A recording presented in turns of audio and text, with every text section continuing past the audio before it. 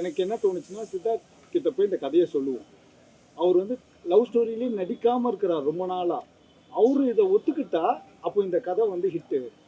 எங்களுக்கு ஃபஸ்ட்டு எடுத்த உடனே அவர் வந்து ரொம்ப நாள் லவ் சப்ஜெக்டை அவாய்ட் பண்ணிக்கிட்டு இருந்தவர் இந்த கதையை கேட்ட உடனே ஓகே பண்ணுறேன் அப்படின்னு சொன்னதுமே எங்களுக்கு அது ஒரு பெரிய ப்ளஸ்ஸாக பட்டுச்சு. எனக்கு அப்போவே வந்து ஓகே சித்தார்த்துக்கு வந்து மூவி நிறைய தெரியும், நிறைய அனுபவம் இருக்குது.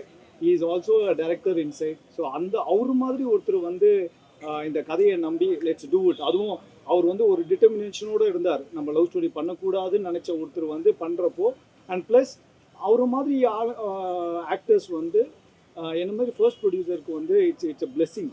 அவங்க தர சப்போர்ட்டாக இருக்கட்டும், மாரல் சப்போர்ட்டாக இருக்கட்டும், இந்த way the helpers in terms of promotions, அதெல்லாம் வந்து பயங்கரமாக இருந்தது. ப்ளஸ் நீங்கள் கேட்ட கேள்விக்கு வந்து டிசம்பரில் ஒரு இந்த மாதிரியான ஒரு செட்டப்பில் இந்த மாதிரியான ஒரு கிளைமேட்டில் வந்தால் நல்லா இருக்கும் அப்படின்னு நினச்சது உண்டு.